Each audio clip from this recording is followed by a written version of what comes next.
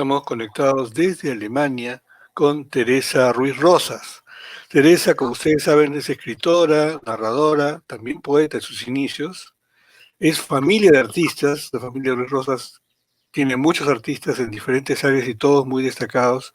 Hija de un famoso poeta, ¿no es cierto?, José Ruiz Rosas. Y Premio Nacional de Literatura, otorgado por el Ministerio de Cultura del Perú por su novela Estación de Lirio. ¿Cómo estás, Teresa? Gracias por aceptar la entrevista y otra vez felicitaciones.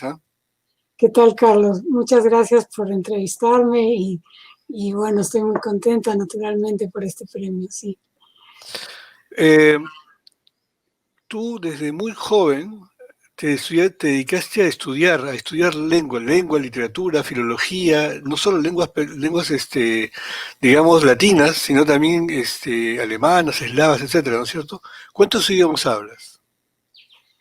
Bueno, más o menos 5, sí. Más, pero además eres traductora, y para ser traductor, especialmente en literatura, hay que tener un conocimiento profundo, amplio de la lengua. O sea, no solo hay que conocer no solo funciona con el Google Translator, sino No, olvídate, eso no sirve para nada. Eso no sirve para nada. Pero No. quiero decir, hay que Quizás, tener conocimiento incluso de la historia de la lengua, ¿no es cierto?, para poder entender bien. claro, hay que conocer la obra en primer lugar, en profundidad, entenderla completamente y de preferencia todo lo que es el universo lingüístico de un autor, ¿no? Y eso implica conocer también otras obras de él. Es ideal cuando uno puede conversar con el autor, cuando son autores vivos, ¿no? Porque así se da cuenta mejor de su manejo del lenguaje. En fin, todo eso aporta. Cuando son autores ya fallecidos, pues ayuda mucho conocer más obras y un poco empaparse también en la época, lo que sería la hermenéutica, ¿no? ¿Tú cuánto tiempo viviendo en Alemania? Uy, justo desde que cayó el muro de Berlín, en realidad. Llegué unas semanas antes, un par de semanas antes, sí. Entonces tú viviste toda esa época de euforia, digamos. Sí, claro. Eso lo recreo un poco en mi novela La falaz posteridad. Estuve 2 días antes de que cayera, justo estuve en Berlín y se sentía ya eso, ¿no? Entonces hice todo un largo recorrido en metro, la línea que prácticamente iba paralela al muro, ¿no? Y lo miré. Te acercaste en un momento al muro? ¿Tienes un recuerdo de él? Sí, claro, además no era la primera vez que iba a Berlín y Alemania, ¿no? O sea, esa es la vez que llegué para quedarme, pero antes había estado. Incluso el primer viaje que hice a Berlín fue a Berlín Oriental Claro. desde Budapest, que en el año 77, así que sí, no era la primera vez. Y en esa época, claro, lo vi desde el lado oriental, ¿no? Muy bien, bueno, tú comienzas casi, no voy a decir si comienzas, pero digamos entre tus primeros trabajos, entre tus primeras obras está la poesía. ¿Cuándo decides dejarla? ¿O fue lo primero que hiciste de poesía o también hiciste relato? Había hecho algunas cosas muy breves, más bien en el colegio, ¿no? En algunas tareas de composición, de redacción, pero sí escribí poemas más o menos hasta los 19 años, una cosa así, o 18 por ahí. Publiqué algunos que no conservo lamentablemente los ejemplares así en revistas. Tuve incluso un premio de la NEA en Arequipa.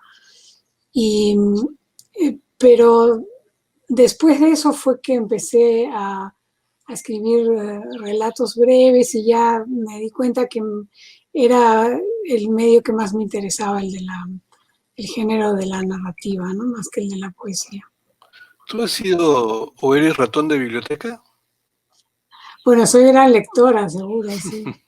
Claro, ratón, Pero, no sé. pero quiero decir, ¿de niña también eras muy lectora?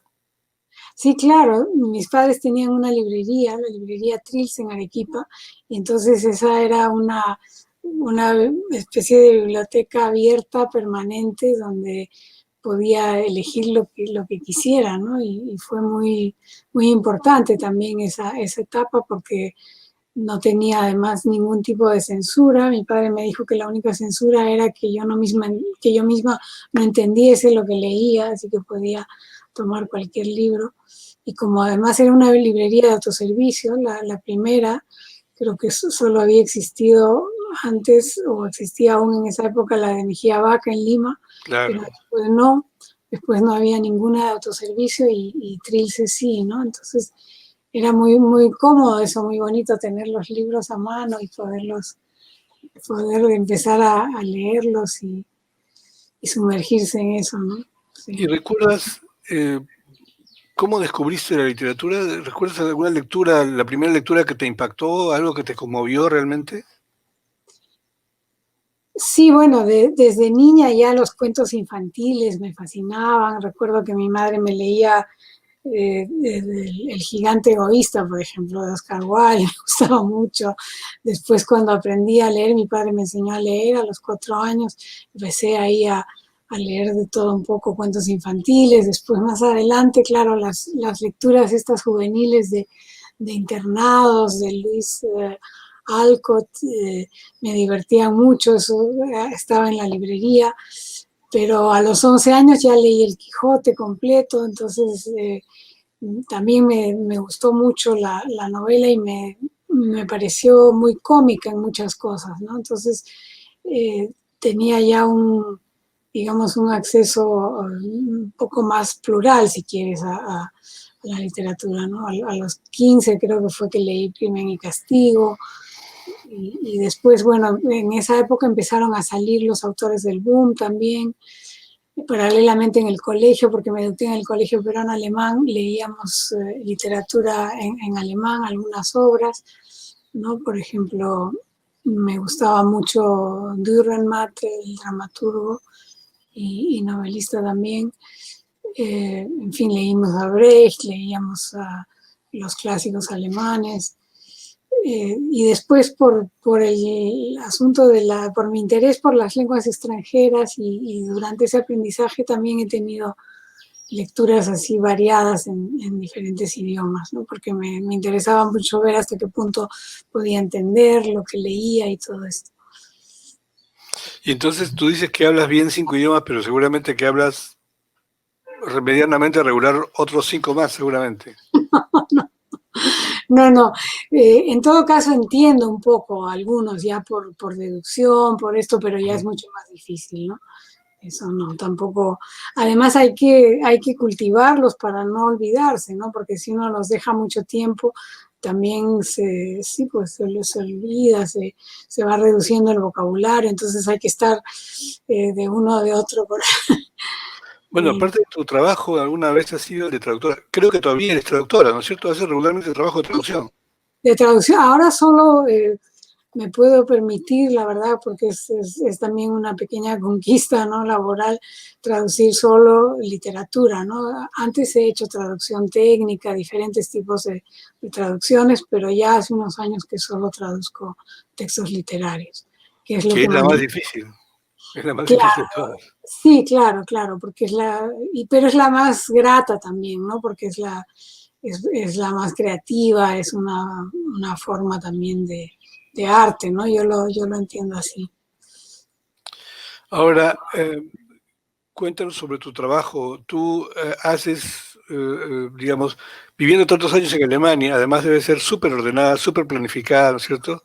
Este, es, ahora, justo hay no sé si decir prejuicio, pero de esta rigidez de la cultura alemana que es tan estricta y tan planificada, ¿no es cierto? A diferencia del espíritu latino, que es más bien todo lo contrario, más relajado, ¿no? ¿Cómo te sientes tú viviendo tantos años en Alemania respecto a esto?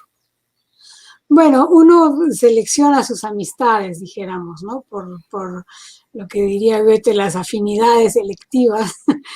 Y yo tengo muy buenas amistades aquí con las cuales me entiendo muy bien y no tengo problemas ni de comunicación ni de malentendidos en principio. pero en general hay algo que es muy agradable, que es poder confiar en la palabra de la gente, ¿no? Digamos, se, se decide algo, se planifica algo y uno sabe que se va a cumplir en esa medida. Eso es bastante halagüeño para no perder tiempo muchas veces, ¿no? Pero por otro lado, yo misma tampoco planifico demasiado, ¿no? Soy bastante espontánea, creo mucho también en la improvisación en el sentido positivo, ¿no? No, la improvisación es una pulsión también muy vital y creo que el exceso de planificación la anula, la oprime y creo que eso tampoco es bueno. Entonces hay que balancear eso, ¿no? Se dice que cuando una persona vive mucho tiempo en un país, en una cultura tan distinta como es la alemana a la latina, uno no se siente del todo. O sea, tú te sientes, obviamente, estás allá, eres peruana, te sientes peruana y arequipeña, ¿no es cierto? Y Sí. entonces tú dices, pero yo no, ¿no? Pero cuando estás acá te sientes alemana seguramente. ¿Te ha No, pasado eso? no que no, ¿No extrañas el orden de los alemanes? mira, yo voy al Perú y voy en microbús, tomo el metro, quiero decir, Combi no, asesina, en combi asesina.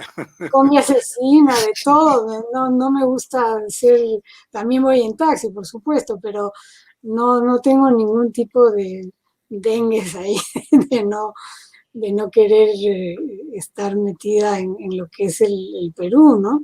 Siempre, siempre he tenido esa actitud. Además, yo no tengo coche, por ejemplo, no tengo auto, ¿no? Aquí ni nunca he tenido el carnet, lo saqué, el brevete, pero lo usé poquísimo. Entonces estoy acostumbrada al transporte público, estoy acostumbrada a ese tipo de vida, ¿no? No soy de los europeos que van a Ikea en auto y esas cosas para nada, ¿no? Yo tengo otro ritmo y otros principios también en parte, ¿no? Así que no. Muy bien, ahora vamos a hablar de tu trabajo literario. ¿Tú regularmente le dedicas una hora, 2 horas, cuántas horas a escribir? ¿O es No, permanente o es cuando tienes tiempo? no. Cuando estoy escribiendo una novela, le dedico seguidas, yo que sé, pueden ser hasta 16 hasta que me caiga encima del teclado. Si estoy ahí, si estoy, generalmente estoy feliz de poder hacerlo y no me fijo en la hora, ¿no?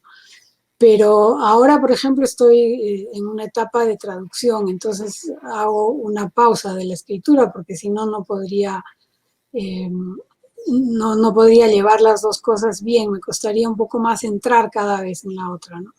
Así que en esa medida lo separo.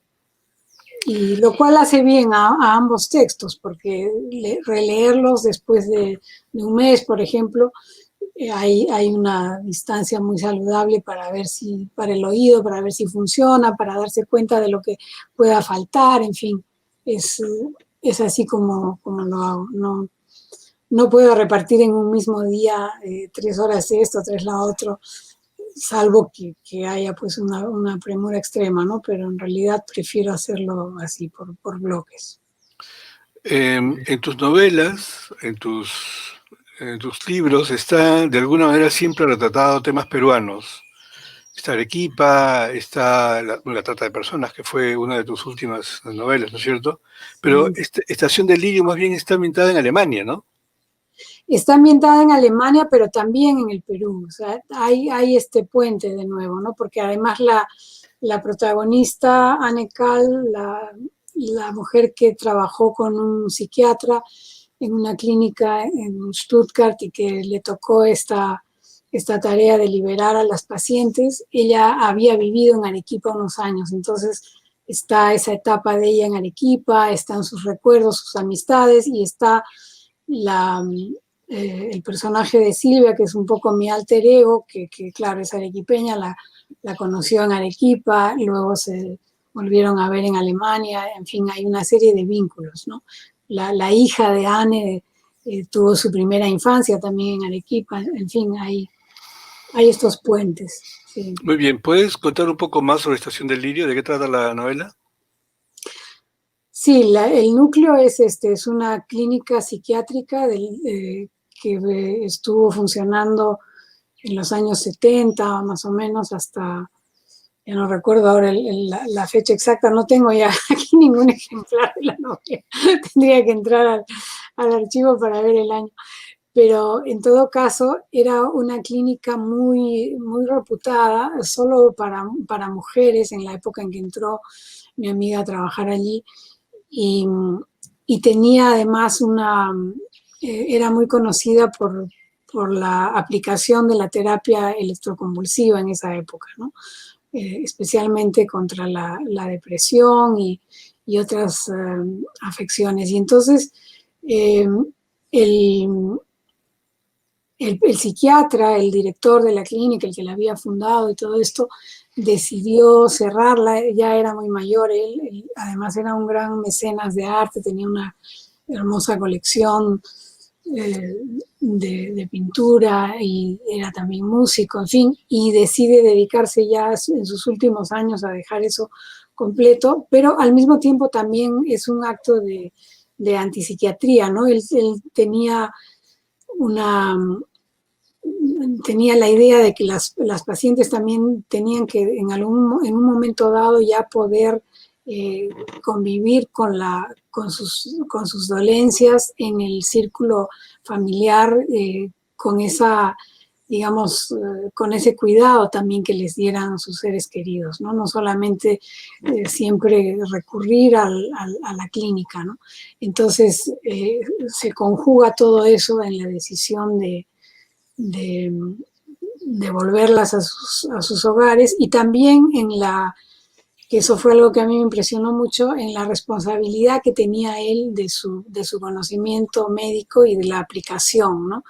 Porque los asistentes que él tuvo tenían mucho interés en heredar esa clínica, porque además, claro, por su reputación y los ingresos que eso implicaba, en fin, era una clínica muy atractiva desde el punto de vista de los médicos, ¿no? Pero él no quedó satisfecho con digamos, la especie el periodo de prueba que hizo a los que podían heredarla y entonces se negó a eso y por eso también quiso cerrarla definitivamente, ¿no? Porque él decía, yo puedo, digamos, yo sé cómo aplico esto, hasta dónde puedo llegar, qué puedo hacer, qué implica, pero no puedo confiar en otras personas que vayan a hacerlo así. Y prefiero en eso cerrarla, ¿no? Y a otros que sigan su camino, que vean cómo fundan sus clínicas, en fin, los exámenes que pasen o no pasen, pero él cerró la suya. Y eso también me pareció interesante, bueno, contar, ¿no? Yo recuerdo que hace ya muchos años atrás, Luis Alberto Sánchez siempre decía que todo autor es autobiográfico, ¿no es cierto? Siempre hay, aunque uno no quiera, en el creador siempre hay algún rasgo, algún aspecto de su propia biografía. Pero ahora estamos viviendo tiempos en los cuales no sé si decir la palabra se ha puesto de moda, pero en todo caso tiene más espacio en la literatura la llamada autoficción, ¿no es cierto? ¿Tú qué piensas de eso? ¿Has pensado alguna vez o has hecho alguna vez autoficción? No, me acuerdo que una vez vi en no sé dónde una foto de un automóvil, ¿no? Y se veía así el timón y ponía autoficción. Me hizo mucha gracia porque no, mira, yo siempre he pensado que mi vida era muy aburrida como para tener que hacer de eso una novela, ¿no? Después mucha gente siempre me decía, no, debes escribir sobre tu vida, qué sé yo. Al final lo que hago es que utilizo partes de mi vida como contrastes para dar cabida, digamos, a una historia. En este caso es bastante autobiográfico toda la amistad con esta eh, persona que fue, repito, fue en realidad secretaria de esa clínica, ¿no? De este psiquiatra. Entonces entran ahí espacios autobiográficos míos, pero siempre son al servicio de otra historia. O sea, nunca he tenido la intención de contar mi vida, de hacer una novela sobre mi vida, sino de valerme de aspectos de mi vida, de episodios, lo que sea para completar, contrastar, dar un punto de apoyo a historias que quería contar de todas maneras, ¿no? En una entrevista una vez, en una entrevista que pasaba, vi que una vez dijiste que eres una arquitecta frustrada. ¿Es esto cierto? Sí, en una época quería estudiar, pensaba que quería estudiar arquitectura cuando era colegial en realidad, ¿no? Y, y bueno, cuando estaba en el último año de la secundaria, al final estaba muy indecisa entre eso o seguir las letras, y me acuerdo que mi padre me recomendó ir a un psicólogo que antes en el colegio ya nos había hecho algunos tests vocacionales y todo eso, y él me dijo que sí, que podría seguir arquitectura, pero que en realidad él me veía más en el campo de las letras. Y entonces seguí su consejo, pues, porque este,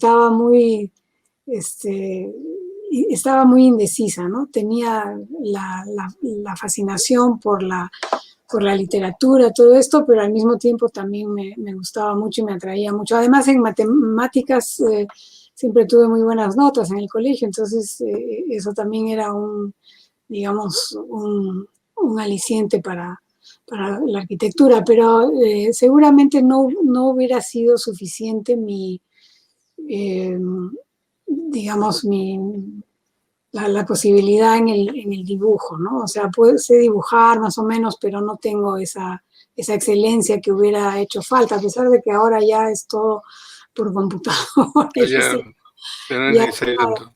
ya es una decepción casi, ¿no? Para quienes saben, sí, pues, pero eso me parece que no habría llegado a dar el punto.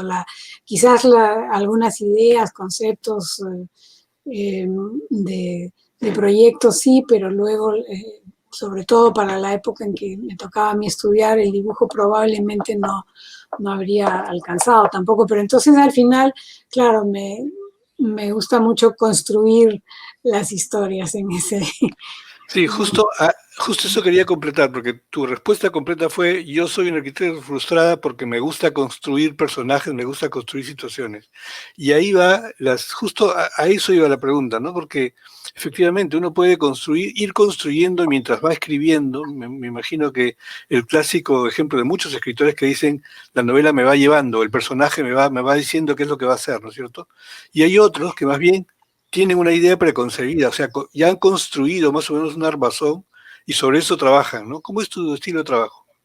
Bueno, yo construyo en realidad cuando ya tengo una especie de vaciado de lo primero que quiero de todas maneras contar, ¿no? Escribo, no hago un plan antes, sino que escribo mucho y entonces una vez que lo veo ya escrito, porque otra cosa es tenerlo solo en la mente, que lo veo ya narrado, no con líneas, esto va a ser aquí, sino simplemente narrado, entonces ahí es donde empiezo a construir, ahí es donde empiezo a delimitar capítulos y después al ir corrigiendo de nuevo, voy cambiando, voy modificando la estructura, ¿sí? Es decir, hay una construcción paralela a la escritura misma, ¿sí? Y el punto de partida, o sea, la idea a partir de la cual surge un relato, una novela, etcétera, para muchos dice que a veces se reduce a una frase, ¿no es cierto? Eh, la injusticia en el mundo está en todas partes, ¿no es cierto? O la situación de las mujeres es tal, y entonces a partir de esa idea comienzas a construir tu novela, ¿es así? Más que una idea, es un poco más amplio quizás, ¿no? Porque en el caso de Estación Delirio, pues fue desde luego el relato de esta amiga mía cuando me contó que había tenido que hacer eso, ¿no? Entonces, esa imagen de que es el primer capítulo, además de la novela, esa imagen de ella en la estación repartiendo a las mujeres que de alguna manera tampoco eran, digamos, el promedio de la normalidad, por decirlo de algún modo, me impactó mucho y a partir de ahí empecé a indagar más en ese tema, en todo implicaba la terapia electroconvulsiva, por otro lado la etapa de arte que le interesaba a este psiquiatra, en fin, una serie de temas aledaños, ¿no? Pero digamos, hay una pequeña historia inicial y eso se va compaginando luego con más, digamos, impulsos también, ¿no? Porque ella misma era una gran amante del arte, de hecho era una artista un poco desconocida y en parte también frustrada, entonces todo eso sale también ahí, ¿no? La hija fue bailarina de ballet, se juntan esos puentes entre la psiquiatría y el arte, entre el arte y la puesta en escena de diferentes cosas. A propósito de esto que acabas de comentar, hay una frase cliché, ¿no es cierto? Que tiene, por supuesto, algo de cierto. La ficción supera la realidad, ¿cierto? Perdón, la realidad supera la ficción. La realidad supera la ficción. ¿Tú qué piensas? Es un cliché, pues es un cliché. Puedes decirlo exactamente también al revés, ¿no?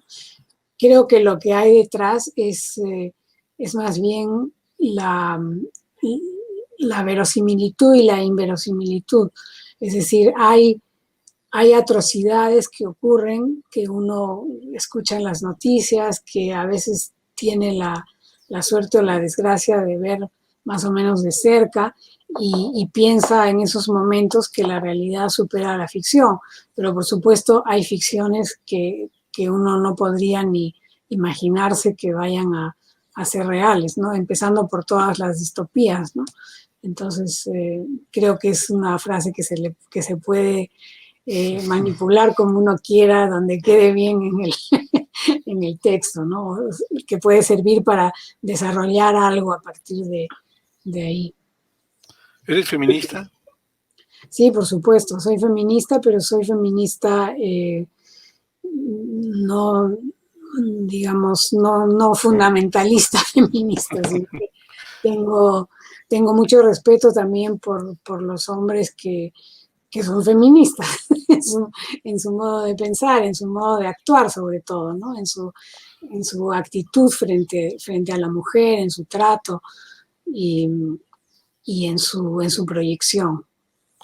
Justo la pregunta y apuntaba a eso, ¿no? Hay un movimiento feminista contemporáneo que es casi global y que tiene para muchos tintes muy radicales, ¿no es cierto? Hay cosas que son un poco difíciles de entender, etcétera. ¿Tú te distancias de este tipo de feminismo? Me parece haber entendido eso en tu respuesta. Hay que diferenciar mucho, ¿no? O sea, yo soy de la opinión de que finalmente el patriarcado ya está prácticamente en proceso de disolución. Lo que pasa es que es un proceso largo, ¿no? Entonces yo creo que ahí son digamos, los hombres que se ven amenazados por ese final del patriarcado son los que actúan de manera más agresiva, de manera más radicalmente en oposición a eso, ¿no? Entonces, como es una etapa tan compulsiva, hay muchas actitudes también de la protesta feminista que puede ser que sean excesivamente radicales. Lo que pasa es que es necesario para que haya ese remesón, ¿no? De otra manera, todo duraría todavía muchísimo más. Entonces, hay que entender eso también, ¿no? Porque no es la primera ola de feminismo, ni mucho menos, ¿no? O sea, yo cuando en los años 70 aquí ya hubo una ola importante, tan importante que la actual aquí casi ya ni llega, ¿no? E incluso se empiezan a confundir algunos conceptos, como esta sociedad es ahora, se ha vuelto a mezclar con toda la migración y hay digamos, hay muchas corrientes islámicas que tienen otra actitud frente a la mujer, todo eso se mezcla también en esta sociedad y puede parecer que el feminismo se hubiese quedado un poco olvidado, a pesar de que en muchos aspectos los logros del feminismo aquí de los años 70 son realidad, ¿no? Entonces, hay que siempre diferenciar todo eso. Otro de los grandes temas de la literatura de todos los tiempos ha sido el amor. Claro. ¿Qué lugar ocupaba el amor en tu trabajo literario? Eh, sí, hay historias de amor, pero no, digamos, no me he dedicado a una especie Al género romántico. a cantar el amor y esto, sino más bien situaciones un poco marginales dentro del amor, por decirlo así, ¿no? Bueno, de hecho, en mi novela La mujer cambiada sí hay un gran amor, pero con una gran tragedia, ¿no? Por ejemplo. Entonces, son más bien casos así los que me han interesado por rescatarlos también del olvido, ¿no? ¿Y tú personalmente qué piensas del amor? Del amor, bueno, es una maravilla el amor. ¿Qué puedo decirte? Yo siempre estoy del lado del amor, eso lo digo. ¿Te interesa la literatura romántica? Mm, ¿Qué entiendes por de literatura romántica? O sea, desde luego nunca consumí novelitos de Corín Tellado en No. la adolescencia ni en la juventud como mucha de la gente que conocía, ¿no? Ese tipo de literatura, no, claro, no, nunca me ha interesado. No, pero sí los grandes amores, claro, claro que sí, las grandes tragedias también del amor son las que han dado pues obras cumbres, ¿no? En la literatura. ¿Y qué estás leyendo ahora? Ahora estoy leyendo muchas obras de Stefan Zweig porque estoy traduciendo sus diarios del alemán y para la editorial Acantilado.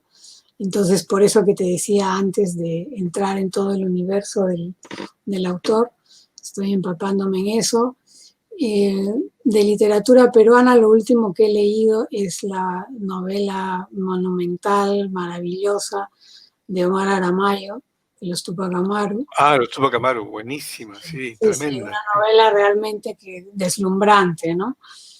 Y bueno, y también a un autor húngaro estoy leyendo, a János Pilinszky, que también tengo un proyecto de traducción de su obra poética, de una antología de su obra poética. Y cuando escribes, ¿piensas en alemán, piensas en español? Cuando escribo pienso en español, claro, si tengo que escribir algo en alemán, pienso en alemán o en la lengua que sea, eso es lo ideal, ¿no? Poder pensar en la lengua que te toca escribir. Y por ¿Y eso es que, sí, no, dime. tienes en el tintero o en agenda una próxima novela? ¿Estás trabajando algo? Sí, por supuesto, pero ahora está en reposo, pues. No se puede comentar. No, porque en eso soy supersticiosa, no, prefiero no decir. ¿Tienes otras supersticiones? Ah, no, solo esa. Sí. Bueno, pero a ver, algún dato. ¿Está ambientada en el Perú siempre o en alguna o en Alemania? En el Perú, esa está ambientada en el Perú, sí, completamente, hasta donde he llegado, sí. ¿Y es en el Perú contemporáneo? Ya no te digo más. Bueno, vas a venir a Lima. Bueno, yo sé que ahora por la pandemia todos estamos un poco recluidos, pero tenías planeado venir acá? Sí, bueno, este año hubiera ido en realidad 2 veces, ¿no? Pero no se ha podido por eso. Pero ahora me hubiera encantado poder ir a recibir este A premio que recibir el premio, claro. me hace tan feliz, porque además estando fuera, pues es mucho más grato un reconocimiento de la tierra, ¿no? Pero me han explicado que va a ser virtual la entrega, entonces no tendría mayor sentido. Espero poder ir el año que viene, ¿no? En algún ¿Hay momento. fecha para la entrega? La fecha de la entrega es el 11, hasta donde sé. Ok, Sí, muy bien. Bueno, estaremos atentos entonces. sí, gracias. Nuevamente, felicitaciones, Teresa. Gracias por aceptar la entrevista. Muchísimas gracias, Carlos, y yo siempre atenta a Filarmonía. Muy amable. Un abrazo, cuídate. Gracias. Chao, chao. Un abrazo, chao.